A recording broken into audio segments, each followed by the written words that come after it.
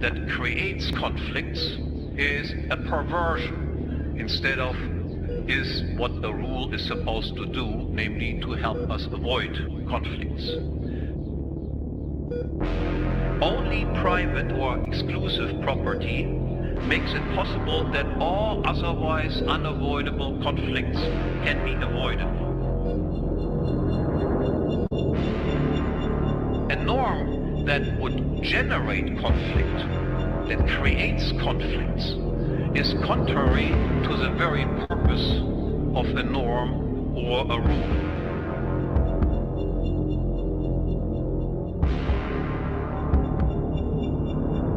The state is not only an institution that produces inferior goods, bad goods, low quality goods, but it actually produces bads. That is to say, goods that are not really goods at all, what we call bads.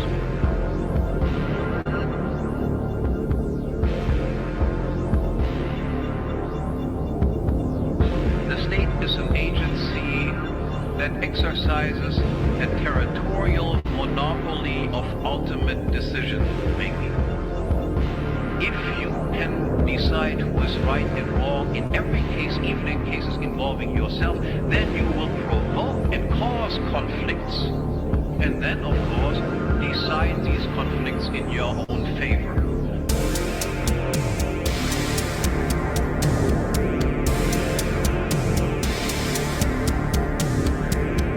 States will substitute legislation for law.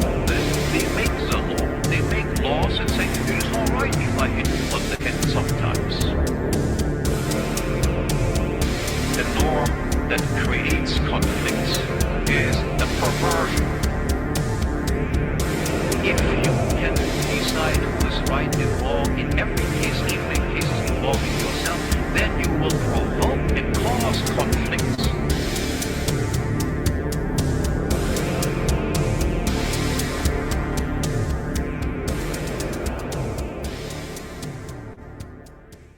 Institution of private property is definitely not just a convention, because no alternative to it exists. Only private or exclusive property makes it possible that all otherwise unavoidable conflicts can be avoided. And only the principle of property acquisition by acts of original appropriation, that is, of appropriating something that was previously unowned, makes it possible that conflicts can be avoided from the beginning of mankind on, so to speak, until its very end. Because the first appropriator of something did not involve anyone in any conflict. He was the first one. Nobody else was there. So the first appropriation of something as private property is a conflict-free way of transferring something was previously some external thing into something that is private property.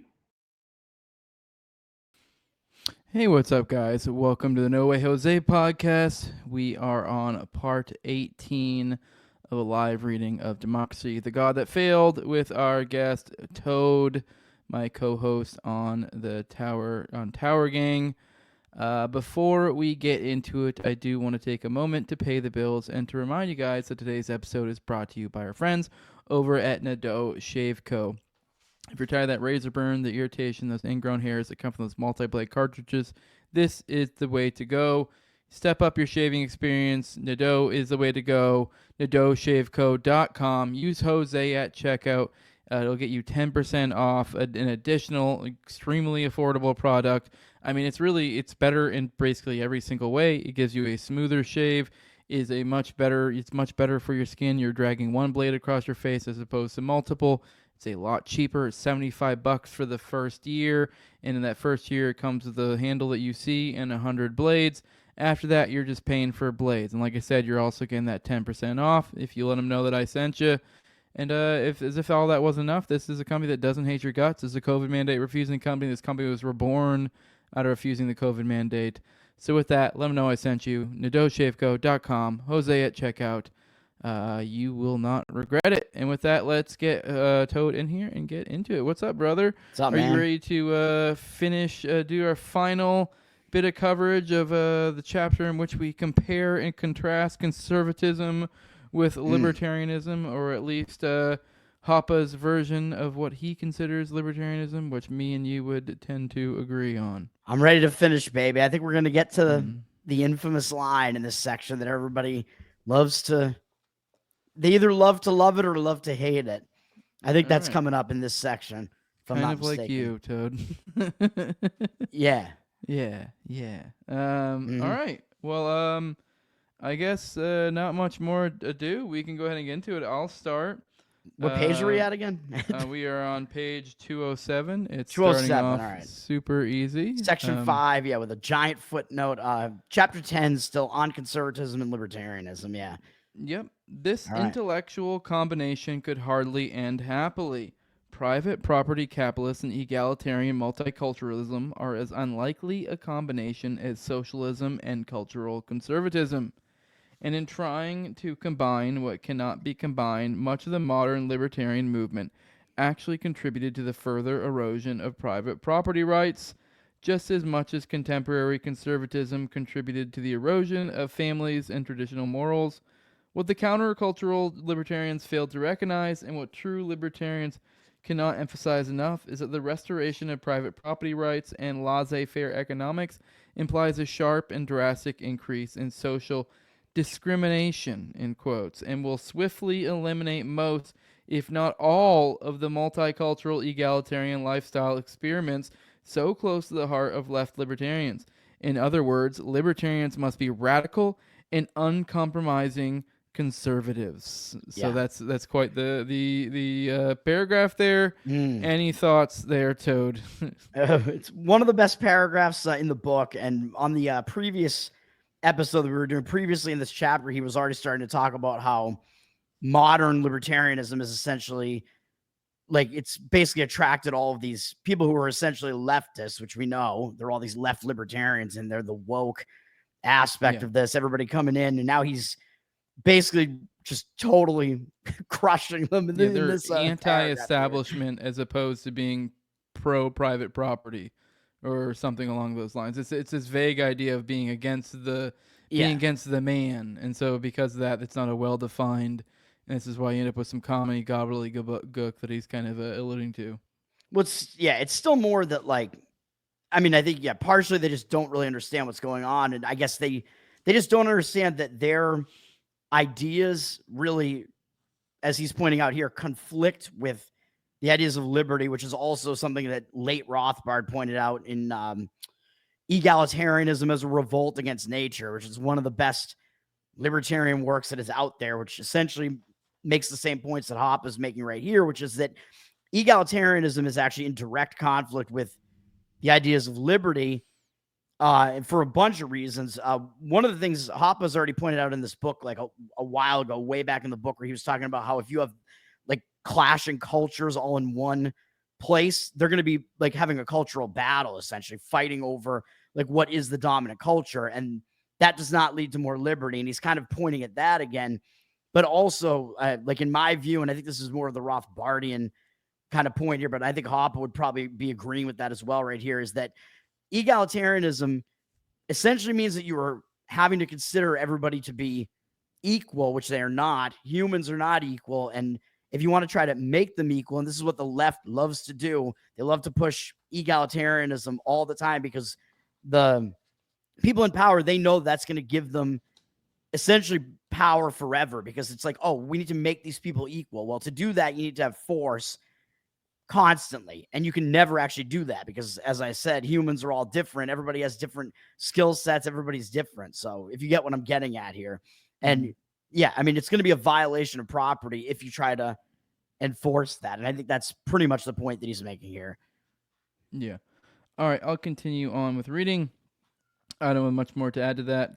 Contrary, I'll just go ahead and read because there's the next page is a nothing anyways. So I'll pass it off to you here in a second. But contrary to the left libertarians assembled around such institutions as the Cato Institute and the Institute for Justice, for instance, who seek the assistance of the central government in the enforcement of various policies of non-discrimination and call for a non-discriminatory or free immigration policy. True libertarians must embrace discrimination, be it internal, domestic, or external, foreign. Indeed, private property means discrimination. I, not you, own such and such. I'm entitled to exclude you from my property. I may attach conditions to your using my property, and I may expel you from my property. Moreover, you and I, private property owners, may enter and put our property into a restrictive or protective covenant. We and others may, if we both deem it beneficial, impose limitations on the future use that each of us is permitted to make with our property. Any thoughts, dude? Well, yeah, again, I mean, he's pointing out the importance of discrimination, as he was getting to in like the previous paragraph as well, which is that essentially you can't really have like respect for private property. I mean, you can't have it if you're going to allow people that don't respect property rights to sort of be in your area, if that makes sense. You know what I mean? So you kind of have to have the ability to not let those people in. And then that's where, you know, all these left open immigration types like take real issue with this and real issue with what he's talking about here. You know, they basically think that that's a violation of their rights, but really it is not, because you're talking about essentially property. Like there's going to be disputes over this property that is public property or government owned property. So it's like, what do you do with that? And who, you know, who has that say? Like nobody, you know, really effectively owns it. You know what I mean? But really you kind of have to say, well, I think he's pointed out in the book prior to this that basically the best scenario, if you're going to assume that you do have like a state that's in control of, you know, borders and property, whatever, the best scenario is whatever best mimics a private property scenario. And that would not be letting everybody in. That would be, you have to discriminate. People discriminate all the time, man. You discriminate in like who you want to do business with, who you marry, whatever, you know what I mean? Who you date, etc. So like, I mean, this, yeah, I mean, it's pretty straightforward, I think. And it's, people get all offended by it. And it's like, well, no, I mean, this is just life. This is how humans operate. And if you want to have respect for property, this is what you have to do. All right, I'll pass off the next couple pages to you, since I just kind of took on an extra one since it was kind of a nothing page anyways. Right. So. Yeah, well, we're going to see who gets to read the infamous line here. I don't know where it's coming up, but the modern welfare state has largely stripped private property owners of the right to exclusion implied in the concept of private property. Discrimination is outlawed. Employers cannot hire whom they want. Landlords cannot rent to whom they want. Sellers cannot sell to whomever they wish. Buyers cannot buy from whomever they wish to buy. And groups of private property owners are not permitted to enter in whatever restrictive covenant they believe to be mutually beneficial. The state has thus robbed the people of much of their personal and physical protection. Not to be able to exclude others means not to be able to protect oneself. The result of this erosion of private property rights under the democratic welfare state is forced integration. Forced integration is ubiquitous. Americans must accept immigrants they do not want. Teachers cannot get rid of lousy or ill-behaved students. Employers are stuck with poor or destructive employees. Landlords are forced to live with bad renters. Banks and insurance companies are not allowed to avoid bad risks. Restaurants and bars must accommodate unwelcome customers, and private clubs and covenants are compelled to accept members and actions in violation of their very own rules and restrictions. Moreover, on public, i.e. government property in particular, forced integration has taken a dangerous form of norm and lawlessness. So, yeah. I mean, that's another really great paragraph, really. Yeah, the idea of this kind of gets to the root of when it comes to immigration and how there's not really a proper libertarian solution, because even with the state forcing them in here, that is them stealing your money to essentially force others into a space you don't want. So, I mean, it just kind of comes back full circle. It is interesting how they kind of point out that like preventing individuals from being able to discriminate essentially prevents them from being able to properly properly control the market or to put indicators in the market. This is how you end up with, employees that employers don't want, and essentially this is distortions in the market, and this is causing waste where there need not be. Right. So you get laws out there like, employers like can no longer ask like what your criminal history is. So they're essentially forced to hire criminals or people who may be criminals. And, that's a huge problem, obviously, because they can't discriminate against those people anymore. Normally, they would not want those people working for them. Then you get, as he's pointing out in here, you get landlords, the rent control. They're forced to house people that wouldn't be able to pay normally. And maybe they, don't really help upkeep, their space and whatever. He's talking about like the banks as well, which is kind of what happened, I think, like in the big crash, like 2007, 2008, like banks they were not really forced necessarily, I guess, but like incentivized at least to take on really bad loans that they knew that people weren't going to be able to pay them back, right? Like in the mortgage crisis, essentially. These are bad mortgages. These people were not going to be able to like continue to pay those mortgages. Banks knew they were going to get bailed out essentially. And then the ones that wound up not getting bailed out did fail, but a lot of them were bailed out. So there's all these different distortions, like you said. Mm-hmm. All right, let's keep reading. All right. And I was just going to point out, that last paragraph there with the like the public property thing. I mean, that's evergreen. Like we're seeing that even more today. I think you're seeing that in cities for sure, when you're not discriminating against who can be in that area with anybody else and whatever. Like it really attracts like the criminal element, especially now that you have, of course, these just lawlessness coming in, where cities are just like, oh, well, we're not going to enforce like theft anymore or something like that. And then you get more and more of the criminal element because you're actually like pretty much incentivizing it. So that is a huge problem. All right. To exclude other people from one's property is the very means by which an owner can avoid bads from happening, which is something in the Hoppe wave from the intro today. Events that will lower the value of one's property. In not being permitted to freely exclude, the incidence of bads, ill-behaved, lazy, unreliable, rotten students, employees, customers will increase and property values will fall. In fact, forced integration, the result of all non-discrimination policies, breeds ill behavior and bad character. In civilized society, the ultimate price for ill behavior is expulsion, and all around ill-behaved or rotten characters, even if they commit no criminal offense, will find themselves quickly expelled from everywhere and by everyone and become outcasts, physically removed from civilization. This is a stiff price to pay, hence the frequency of such behavior is reduced. By contrast, if one is prevented from expelling others from one's property, whenever their presence is deemed undesirable, ill behavior, misconduct, and outright rotten characters are encouraged, rendered less costly. Rather than being isolated and ultimately entirely removed from society, the bums in every conceivable area of incompetency, bumhood, are permitted to perpetrate their unpleasantries everywhere. So bum-like behavior and bums will proliferate. The results of forced integration are only too visible. All social relations, whether in private or business life, have become increasingly egalitarian. Everyone is on a first-name basis with everyone else, and uncivilized. Man, best chapter in the book, man. This one right here. All right. Sorry, I had to sneeze there, so it threw off my concentration on what I wanted to talk about. I mean, this is obviously where we're getting into the idea of, what do we do? This is the idea of libertarians. Like, if you do believe in non-aggression, it's like, well, at a certain point, there's going to be non-desirables in any community.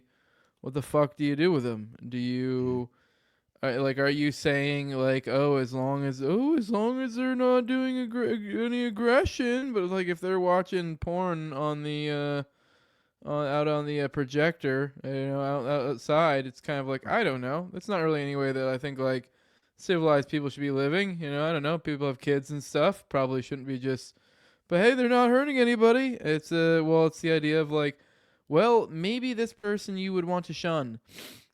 Right. Maybe he shows up to the meetings and people don't necessarily seem to like take care for him. Maybe they even aren't willing to serve him. He's an undesirable. He's someone that he shows up to the general store to get some backer and some eggs, and they go, "Fuck off, Jim. We don't want you around here." Like, it's as simple as that. And the thing is, like, we have been taught that that's kind of bad. They're like, "Oh, you shouldn't do that. It's discriminatory." You're damn No, you right have it to be is. nice. Yeah. Yeah. Like, No, yeah. So, I mean, this is where he's getting into. He literally did just mention physical removal, but that is what must be done, as you were almost alluding to, which is another one of his works. Which wasn't really what he was talking about in that work, but like that, this is something that must be done if you are to maintain a private property society. Essentially, you do have to remove the undesirable element, and he's really getting at like kind of the main flaw that exists in like the liberty movement here, where the left libertarians are basically like, oh well, like any kind of lifestyle goes, whatever.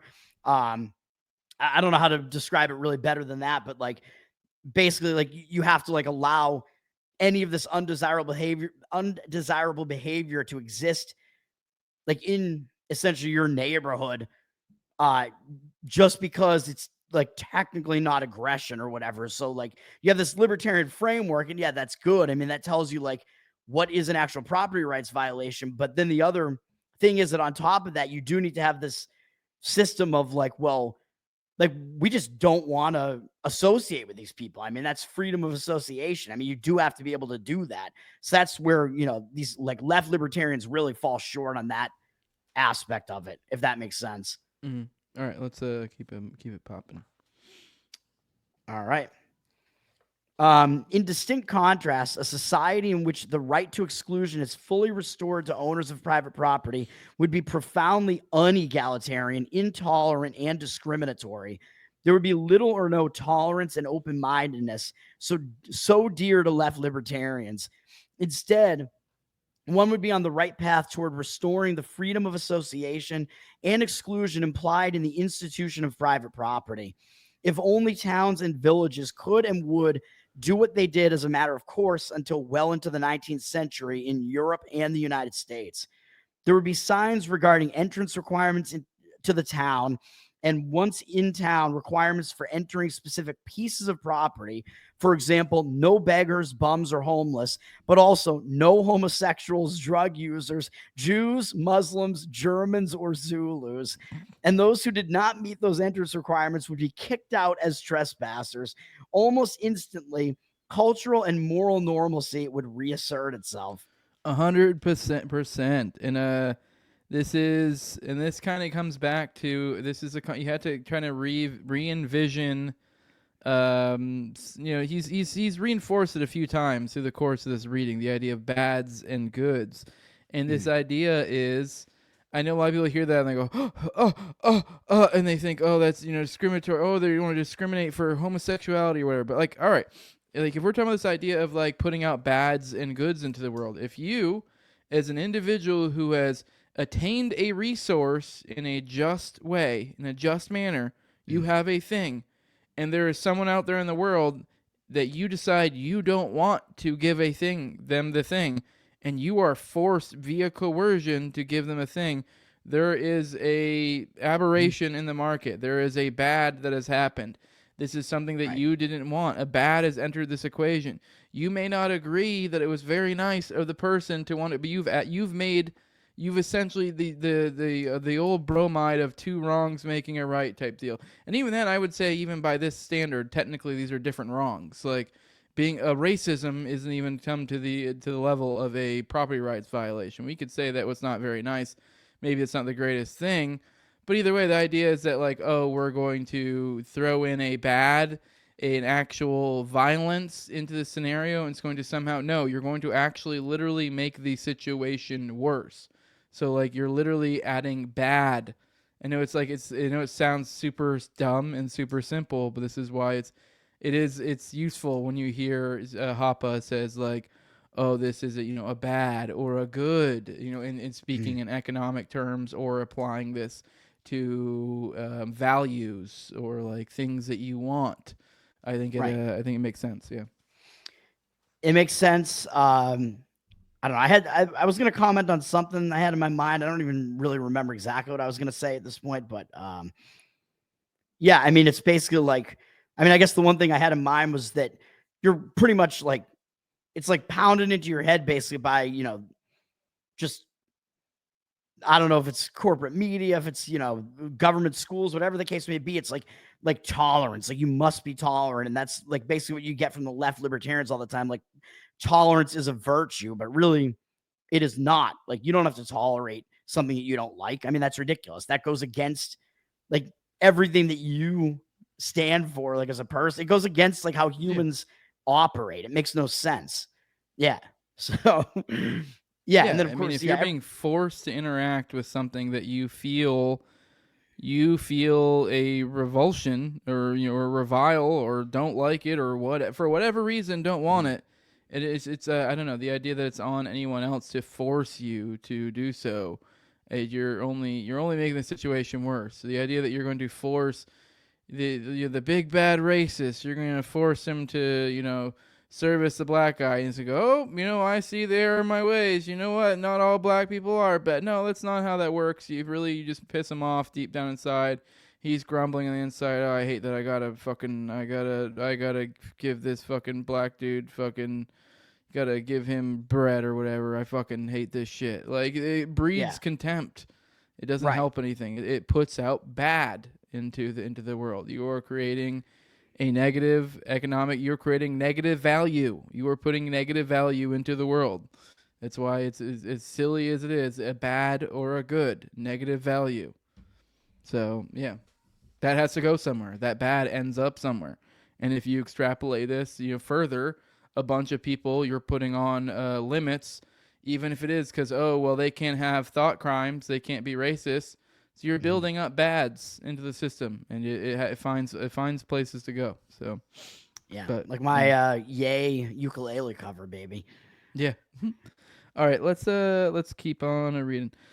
I left libertarians and countercultural lifestyle experimentalists, even if they were not engaged in any crime, would once again have to pay a price for their behavior.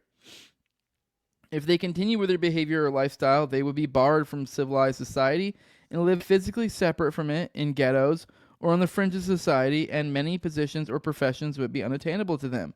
In contrast, if they wished to live and advance within society, they would have to adjust and assimilate to the moral and cultural norms of the society they wanted to enter. To thus assimilate would not necessarily imply that one would have to give up one's substandard or abnormal behavior or lifestyle altogether. It would imply, however, that one could no longer come out and exhibit one's alternative behavior or lifestyle in public. Such behavior would have to stay in the closet, hidden from the public eye, and physically restricted to the total privacy of one's own four walls. Advertising or displaying it in public would lead to expulsion. Yeah. I mean, one thing that I was going to point out, just kind of leading into that chapter, is also that, like, in places throughout the world, I mean, I think we've pointed this out before while reading this book, people do tend to, like, kind of segregate themselves anyway. Like, people of a similar culture do tend to live together, which is also why you see that in cities too. Like, people that have the same culture, that's why you get like Chinatowns and stuff like that. Like, people with a similar culture will tend to kind of, even like LA. You ever been to LA? Yeah. Yeah, that's literally where all the actors are. You can literally walk down, like, was it Main Street or whatever, and you can walk into multiple. Yeah, all the Jewish people are congregating there. So it's weird. People, they will tend to go where, like, their culture is. I mean, that is a thing. Like, this is what this is how you live. These are people that understand that. That's who you want to surround yourself with. So it's not really, necessarily a good thing. Sometimes it is a bad to, have different cultures trying to just live in the same space, essentially. I mean, we kind of already have this, though, because you got to think there's women and men who are porn stars out there in the world, and to some degree, they probably naturally segregate where they're going to live based on their lifestyle and what they're trying to go for. And then also the idea of being in the closet or not. Let's be hell, even as dumb as this, I guess not a great, not exactly a parallel to a porn star or something, but I don't know about you, but I don't go around and tell people, oh, I'm a podcaster. So it's the idea No. that it's like it's not that I'm doing shameful or anything, but if someone's like, "Oh, what do you do for work?" It does sound pretty gay when I'm like, "Oh, I'm a podcaster." Like, it sounds douchey. It sounds like, "Oh, you make like maybe 10K a year, and you're telling me about your hobby." That's cool, but it's the same idea. It's a similar idea. With porn stars, I feel like these people aren't really, out there telling everyone what they do for work. It's kind of in the closet, so their untoward behavior is kept inside, which frankly that's kind of how it should be. This is when you're out in public, you should behave accordingly. So that's really all this is kind of I don't know, kind of advocating. I guess obviously the more gutter areas are going to allow a little bit more a little more raucous behavior, but for the most part, like, don't keep your fucking faggotry inside, I guess. Right. And the cool thing about this is for the autistic libertarians here, he is talking about how you can arrange this voluntarily, basically. Like, you, as a group of people, are deciding we don't want this behavior, so we're going to not associate with this person anymore if they exhibit this behavior. That's voluntary action there. That's just association and disassociation, more importantly. So exactly. All right. Moreover, true conservative libertarians, in contrast to left libertarians, must not only recognize and emphasize the fact that there will be a sharp increase in discrimination, expulsion, or exclusion or expulsion in a libertarian society wherein private property rights are fully restored to the owners of private households and estates. More importantly, they will have to recognize, and conservatives and conservative insights can be helpful in achieving this. This ought to be so. That is, that there should be strict discrimination if one wants to reach the goal of a private property anarchy. Without continued and relentless discrimination, a libertarian society would quickly erode and degenerate into welfare state socialism. Every social order, including a libertarian or conservative one, requires a self-enforcement mechanism. More importantly, social orders, unlike mechanical or biological systems, are not maintained automatically. They require conscious effort and purposeful action on the part of the members of society to prevent them from disintegrating. Yeah. Any thoughts on all that? Essentially, I think kind of the main thought that I had there was basically what you see out of like the LPNH Twitter account constantly, because this is what they're trying to do in New Hampshire, essentially, is have a more of a libertarian society and kind of like try to gatekeep and keep out non-libertarians. But basically, I think the way that you can kind of think about this and visualize this is, well, what if you allow people that want a government and believe in a government into your town or whatever, into your area there, and you don't want like a government, you don't want that, then like, what do you think is going to happen? Like, you can't allow those people in if that's what they want. Like, that's a complete like clashing of ideas there to such a degree that you just can't have it, if that makes sense. So like he said, if you allow those people in, then then a government is going to wind up forming. So yep, we're kicking the libertarians out of our libertarian society. All right, let's keep it moving. The standard libertarian model of a community is one of individuals who, instead of living physically separated and isolated from one another, associate with each other as neighbors living on adjacent but separately owned pieces of land. However, this model is too simplistic. Presumably, the reason for choosing neighbors over isolation is the fact that for individuals participating and partaking of the benefits of the division of labor, a neighborhood offers the added advantage of lower transaction costs. That is, a neighborhood facilitates exchange. As a consequence, the value of an individually owned piece of land will be enhanced by the existence of neighboring pieces of land owned by others. However, while this may indeed be true and constitute a valid reason for choosing a neighborhood over physical isolation, it is by no means always true. A neighborhood also involves risks and may lead to falling rather than increasing property values. For even if one assumes in accordance with the model under consideration that the initial establishment of neighboring property was mutually beneficial, and even if it is further assumed that all members of a community refrain from criminal activity, it might still happen that a formerly good neighbor turns obnoxious, that he does not take care of his property or changes it so as to negatively affect the property values of other community members, or that he simply refuses to participate in any cooperative effort directed at improving the value of the community as a whole. Hence, in order to overcome the difficulties inherent in community development, when the land is held in divided ownership, the formation of neighborhoods and communities has in fact proceeded along different lines from those suggested in the above mentioned model. So, all right, we're about to start getting into, well, now how do we deal with conflicts in our perfect little libertarian society? That looks like what we're getting into now. Yeah, we're getting into the Hoppe and like covenant communities and stuff like that. We're basically he's going to talk about like you have sort of like a contractual thing that you have where like I agree to behave in this manner if I'm going to enter into your community. Like these are the agreed upon rules. If you don't abide by those rules, I mean, we'll get to that. I'm jumping ahead here, sorry, but then you can be like expelled from the community or whatever. A lot of people can't like wrap their heads around that or whatever. But what I'm thinking about right here, he's talking about.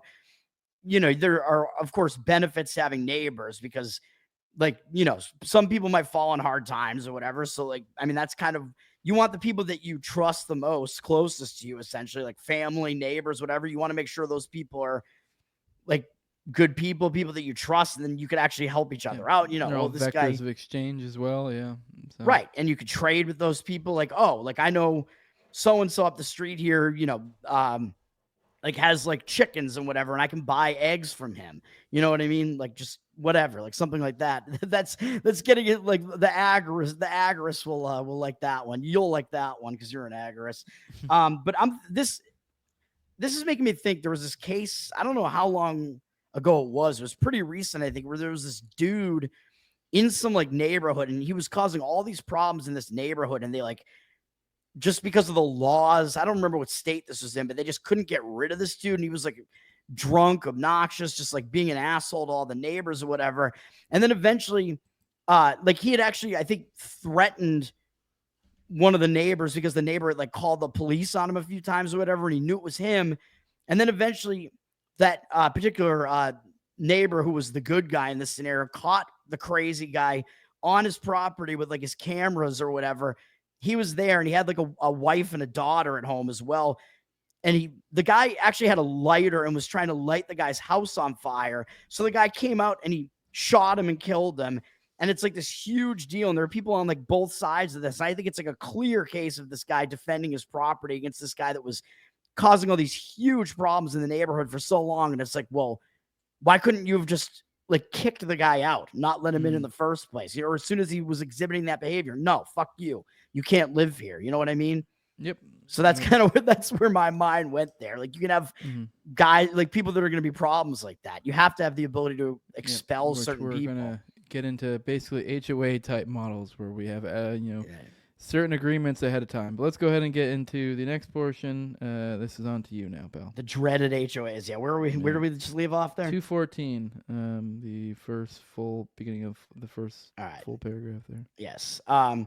Rather than being composed of adjacent pieces of land owned in severalty, then neighborhoods have typically been proprietary or covenantal communities founded and owned by a single proprietor who would lease separate parts of the land under specified conditions to selected individuals. Originally, such covenants were based on kinship relations, with the role of the proprietor performed by the head of a family or clan. Not with a K, by the way. In other words, just as the actions of the immediate family members are coordinated by the head and owner of the household within a single family household, so was the function of directing and coordinating the land uses of groups of neighboring households traditionally fulfilled by the head of an extended kinship group. In modern times, characterized by massive population growth and a significant loss in the importance of kinship relations, this original libertarian model of a proprietary community has been replaced by new and familiar developments such as shopping malls and gated communities. Both shopping centers and gated residential communities are owned by a single entity, either an individual or a private corporation, and the relationship between the community proprietor and his renters and residents is purely contractual. The proprietor is an entrepreneur seeking profits from developing and managing residential and or business communities which attract people as places where they want to reside and or carry on their business. The proprietor, elaborates Spencer McCallum, quote, builds value in the inventory of community land chiefly by satisfying three functional requirements of a community which he alone as an owner can adequately fulfill: selection of members, land planning, and leadership. The first two functions, membership selection and land planning, are accomplished by him automatically in the course of determining to whom and for what purpose to let the use of land. The third function, leadership, is his natural responsibility and also his special opportunity, since his interest alone is the success of the whole community rather than that of any special interest within it. Assigning land automatically establishes the kinds of tenants and their spatial juxtaposition to one another, and hence the economic structure of the community. Leadership also includes arbitration of differences among tenants, as well as guidance and participation in joint efforts.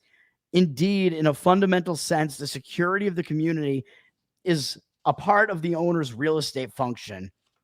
Under land planning, he supervises the design of all construction from the standpoint of safety. He also chooses tenants with a view to their compatibility and complementarity with other members of the community, and learns to anticipate in the leases and to provide in other ways against disputes developing among tenants. By his informal peacemaking and arbitrating, he resolves differences that might otherwise become serious. In these many ways, he ensures quiet possession, as it was so admirably phrased in the language of the common law, for his tenants. All right, that was a lot, but this is basically laying out the idea of kind of giving the building blocks of what we're getting to, of how these things will be dealt with. And I like how it's essentially saying, I know a lot of people go, oh, covenant communities and this and that, oh, it sounds so crazy. And it's like, yeah, but this shit already basically kind of is already out there. And that's what he's laying out. He's saying, look at shopping malls, look at gated communities. This already exists. You already have private entities, usually some single individual or some large capital entity, some entity with a lot of capital, usually some large business or something, comes along and buys a giant plot of land, and then they divvy up that land and they sell it, say like a housing complex, and they sell out each one of those little individual little subdivisions out to someone, and then someone buys it. Now that is, I know we have this idea of property rights, but it's more complicated. It's not just, here, you get thing. Now you have exclusive rights to do whatever you want with it. Sure, if that was the terms of your agreement, but that's the thing, is it's a contract. Every time you swap property, essentially a contract is occurring. But now usually, if you're just talking your standard, like here's $5, here's an apple, it's just standard transfer, simple as can be. But we're getting into, now there are conditions for these transfers. So it gets a little bit more in the nitty gritty, but it's the same basic concept. So it's the idea that now, people are going to buy subdivisions within your gated community, and that when doing so, they have certain rules they agree to. Now you could look at this as even larger market. And now there's a market for gated communities. If certain gated communities are way fucking more authoritarian in the way their HOA operates, or heavy-handed, and people don't want to live that way, people are going to naturally have their certain choices. I mean, let's be real. You're probably going to end up with the nicer HOAs being a little more hoity-toity and having a certain type of people, whereas the more country ones are going to have a different lifestyle, and they're going to have less. It's just going to be probably different strokes for different folks. So, right. And it's just kind of laying out the idea that this is already kind of how it works. So it's just a long way. And so obviously we're leaning into that now. Yeah, I think kind of like one of the main points in that, especially in that quote that he had from whoever that writer was there, Spencer McCallum or whatever, what he's basically laying out here, he's kind of like talking about this from an economic perspective again. And he's saying, well, when you have a setup like this, the incentives actually line up where the owner of this whole thing, like the owner of the mall or the owner of the entire community, is incentivized to have it be upkept. So that means he's going to try to attract people. He's going to allow people in that are going to kind of meet that requirement and actually upkeep it. Like it's some criminal or some bad person in there that isn't going to do that. Or in a Yeah. shopping mall, if you think, oh, this is probably like a shitty business, this is going to fail, whatever, they're probably not going to allow them to come in and whatever. So the incentives actually all line up. It's better for both sides, and it's better for the people that are going to agree with him and like enter into that community or, you know, have a business in that mall as well, because it's all a win-win. It's all mutually beneficial if it works out that way. And that's why you have those things set up that way. And of course, yeah, people shit on HOAs, talk about HOAs, whatever. I mean, yeah, there are problems with HOAs. I mean, you're going to have conflicts and you're dealing with people and, you know, property that's close to each other and whatever. You have to have a way to resolve conflicts, like There's whatever. good I mean, HOAs and there's shitty HOAs. So. yeah, I mean, I'm in an HOA. I mean, there are shitty things about it. There are decent things about it. Like the neighborhood that I'm in is fine. I mean, we don't have any violent criminals, I don't think, in my neighborhood. Like, we're all peaceful people here. And like, you know, I just had to get like some work done in my house or whatever, and it was potentially going to have to involve the HOA. So, I actually, you know, there are board members of the HOA who live in the like in the complex, and the guy who's actually the head of the board is like right across the way from me. So I could just like ask him basically, like, hey, can we like get this done? You know what I mean? Like day of, like whatever. I mean, yeah, I mean, there are things that aren't that bad about it. Yeah. All right, let's keep moving. Clearly, then, the task of maintaining the covenant entailed in a libertarian community is first and foremost that of the proprietor. Yet he is but one man, and it is impossible for him to succeed in this task unless he is supported in this endeavor by a majority of the members of the community in question. In particular, the proprietor needs the support of the community elite, i.e. the heads of households and firms most heavily invested in the community. In order to protect and possibly enhance the value of their property and investments, both proprietor and the community elite must be willing and prepared to take two forms of protective measures. First, they must be willing to defend themselves by means of physical force and punishment against external invaders and domestic criminals. But second, and equally important, they must be willing to defend themselves by means of ostracism, exclusion, and ultimately expulsion against those community members who advocate, advertise, or propagandize actions incompatible with the very purpose of the covenant, to protect property and family. In this regard, a community always faces the double and related threat of egalitarian and cultural relativism. Egalitarianism in every form and shape is incompatible with the idea of private property. Private property implies exclusivity, inequality, and difference, and cultural relativism is incompatible with the fundamental, indeed foundational, fact of families and intergenerational kinship relations. Families and kinship relations imply cultural absolutism. As a matter of psychological fact, both egalitarian and relativistic sentiments find steady support among ever new generations of adolescents. Owing to their still incomplete mental development, juveniles, especially of the male variety, are always susceptible to both ideas. Adolescence is marked by regular, and for the stage normal, outbreaks of rebellion by the young against the discipline imposed on them by family life and parental authority. Cultural relativism and multiculturalism provide the ideological instruments of emancipating oneself from these constraints. And egalitarianism, based on the infantile view that property is given and thus distributed arbitrarily rather than individually appropriated and produced, and hence distributed justly in accordance with personal productivity, provides the intellectual means by which the rebellious youth can lay claim to the economic resources necessary for life free of and outside the disciplinary framework of families. All right, that was a lot, Toad. What are your thoughts? Well, at least in the first of those two paragraphs, and kind of in the prior paragraph as well, he's starting to kind of get at elite theory, where he's talking about the idea of natural elites, which is a thing, and that's another thing that left libertarians kind of get wrong or ignore. Like, they ignore that the fact that there are natural hierarchies. Like, there are certain people who are going to be better at certain things than others. Like, somebody is going to be better suited to be the head of the household. Like, maybe usually it's the father. Like, I'm going to be misogynistic here, right? Or sexist or whatever. Or there are going to be certain people who are better like they just have better leadership qualities. So like this particular guy is going to be better suited to be like the owner of the covenant or whatever, and be the like guy that runs the whole thing. You know what I mean? Like not everybody has the same skill set. So he is pointing out that, and if you have like no, government involvement, whatever, no outside involvement here, then it's more likely that the people that are best suited for that are actually going to be in those positions, essentially, if that makes sense. Yep.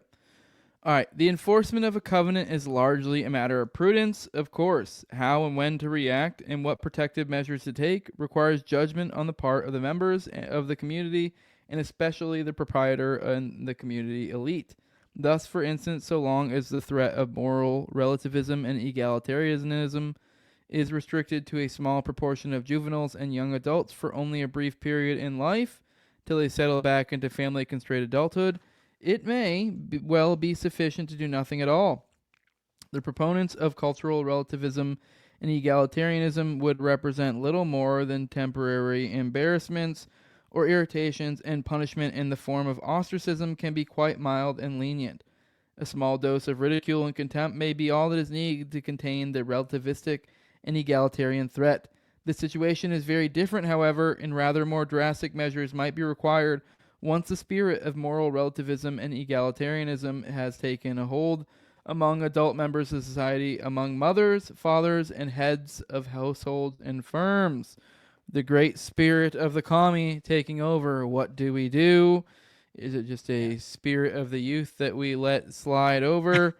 At some point, it sounds he's implying we need to address it. I'll pass the reading off to you at this point. Yeah, I mean, he's saying that in some instances, like maybe shame is enough, or maybe the threat of ostracism is enough, and then people stop behaving that way. In other instances, maybe it's not, and maybe you have to kick them out. I mean, that's I think that was basically the whole thing there. I mean, he keeps just hammering like egalitarianism over and over again. But yeah, I mean, it's true. Egalitarianism, as we've already said, is in conflict with the ideas of private property, as we've already gone over that. So, all right. As soon as mature members of society habitually express acceptance or even advocate egalitarian sentiments, whether in the form of democracy, majority rule, or communism, there you go, it becomes essential that other members, and in particular, the natural social elites, be prepared to act decisively, and in the case of continued nonconformity, exclude and ultimately expel these members from society. In a covenant concluded among proprietor and community tenants for the purpose of protecting their private property, no such thing as a right to free, unlimited speech exists, not even to unlimited speech on one owns tenant property. One may say innumerable things and promote almost any idea under the sun, but naturally no one is permitted to advocate ideas contrary to the very purpose of the covenant of preserving and protecting private property, such as democracy and communism. There can be no tolerance towards Democrats and communists in a libertarian social order. They will have to be physically separated and expelled from society. Likewise, in a covenant founded for the purpose of protecting family and kin, there can be no tolerance toward those habitually promoting lifestyles incompatible with this goal. They, the advocates of alternative, non-family and kin-centered lifestyles, such as, for instance, individual hedonism, parasitism, nature environment worship, homosexuality, or communism, will have to be physically removed from society too if one is to maintain a libertarian order. Kick out the commies and the homos. That's all you need to know. That's the line, baby. That's the line that everybody hates the most, I think. The physical removal line right there. Which, even though to that, I mean, to defend that line, obviously, I mean, I don't know, I don't know, I think like some people apply a certain moral judgment into this, and so I think you could almost say the same thing. You could say heterosexuality in the same ways. In a lot of times, like a hyper heterosexuality or something. Like if you were like the Bonnie Blue or the Lily Phillips of the world, like those sorts of things. Well, yeah, that's more the same like idea. Hedonism, though. Well, yeah, that's what I'm saying. When you think of homosexuality in a public manner, no one's just thinking about some gay dude just walking about existing. Like it's like, no, you're talking about something overtly sexual occurring or something. like someone behaving in a manner that's overtly drawing attention to them.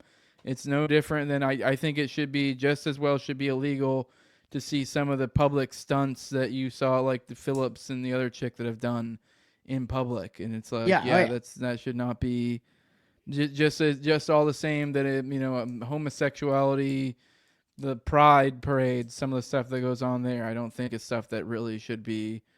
I think that's stuff that should be frowned upon in any functioning society as opposed to encouraged. So I think that's the same idea.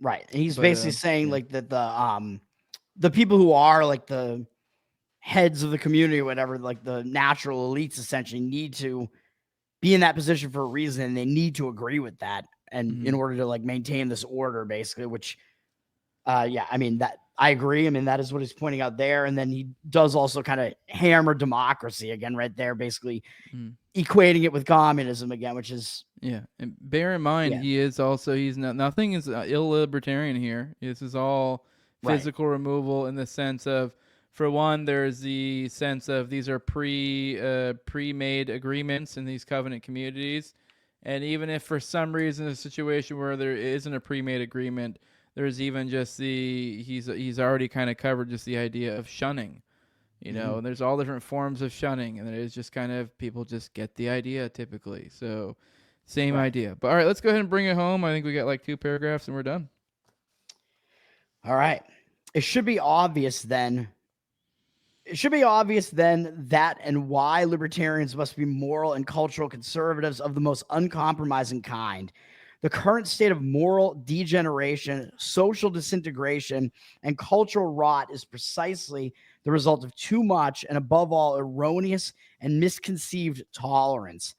Rather than having all habitual Democrats, communists, and alternative lifestylists quickly isolated, excluded, and expelled from civilization in accordance with the principles of the covenant, they were tolerated by society.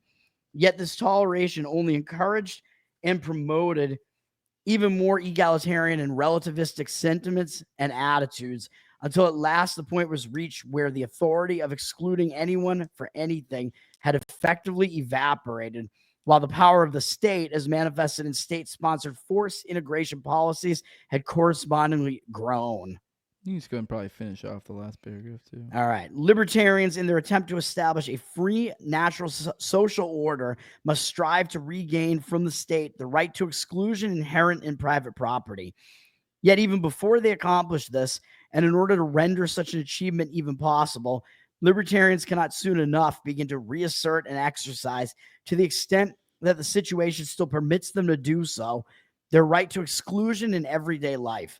Libertarians must distinguish themselves from others by practicing, as well as advocating, the most extreme form of intolerance and discrimination against egalitarians, Democrats, socialists, communists, multiculturalists, environmentalists, ill manners, misconduct, incompetence, rudeness, vulgarity, and obscenity.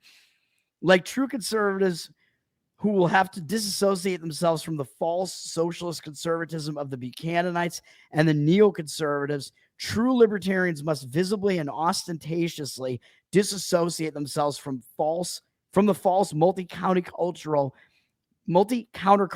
and anti-authoritarian, egalitarian, left libertarian imposters. Hell yeah. Life's a garden, brother. Dig it. Fucking weed your garden. Fucking tend to water it as well, man. Fucking get rid of bad actors. Fucking disincentivize the good, disincentivize the bad, incentivize the good. Right. And that's what it comes down to. That's be discriminatory as fuck. Anyone who told you that's bad to discriminate is wrong. That's an egalitarian impulse. Right. And he essentially did drive home the point there in that last paragraph, or second to last paragraph, again, that the government is actually kind of prohibiting you from doing that to a large extent with their open immigration policies and whatever. They're they're causing all this like forced integration, forced association, not even just in cities, whatever, but in, the workplace and in housing and stuff like that, as he pointed out earlier. So, yeah. Yeah. Well, with that, brother, let's go ahead and get out of here. I think next time whenever we pick this back up, we'll be talking smack about classical liberalism, where it went wrong, and how that ties into the future of liberty. Toad, let people know where they can find you at, and I'll see you again soon. Actually, I'll see you on Wednesday for another Tower Gang. That's on right. Wednesdays at I was like, 9/11 wait, Eastern. Wednesday? What are we doing? Oh yeah, Tower Gang. Man. Well, I was just gonna say real quick that section that we just read there. I also read for Dairy Queen Story Hour at Porkfest, by the way, and I will not be at Porkfest this year, but it was either last year or the year before that. I had fun doing that, so I got to read that to kids while they were eating ice cream. Hell yeah. And with Jeremy Kaufman there, both of us wearing wigs. Yeah. Anyway, Tower Gang, like you were saying, we're going to be on Wednesday. You can find me there, of course. That's me, Jose, Top Lobster, Cole, and Clint from Liberty Lockdown, doing the most offensive comedy you've ever seen. Wednesday nights, 9/11 p.m. Eastern. Go check that out. I'm Tower Gang Toad on Twitter, and I am probably going to wind up, losing my life, probably livelihood because I covered Ye's new song on ukulele. So we can't even do that anymore. We don't have free speech anymore, essentially. And I also have a sports betting show, Better Off Dead, BTTOR. You can find that. That is basically just on YouTube right now. So had a winning night tonight, though. So well, that's good. Let's keep it going. For those who want to support what I'm doing, if you don't want to chip in a buck, you can leave a like, share, subscribe, comment, leave a 5-star review on iTunes or Spotify. Follow me on Twitter at TowerGangJose. All of those actions cost you $0, cost you nothing. But if you do want to chip in a buck, patreon.com/NoWayJose2020 is the best place to do that. Patreon.com/NoWay. I'm retarded. I already said that. Patreon.com/NoWayJose2020. The lowest level is $2. That's where you get access to early episodes. I'm doing 4 behind the paywall at a time these days. 2 a week, so you're getting multiple weeks of paywalled content with multiple per week, and then also you get the ad-free RSS feed, and also get preference for the call-in feature on me and Austin's weekly live call-in show on Tuesdays at 9:30 p.m. Eastern. Our show Already Dead. And the highest level of my sponsors, I read them off every episode, is a big thank you of my co-host and Tower Gang at Tower Gang Toad, the homie you see here. And also at Abrogate D's, at ZOVRECK, at _Infanzil, Tim Tuttle, at Jolin Klebold, Will Bell's Delicious Blueberry Rabbit Eye Wine, the big fan of the show, Torn May, then at INWARD Lover. With that, we are out of here. Love you all. I will see you all very soon. Bye-bye.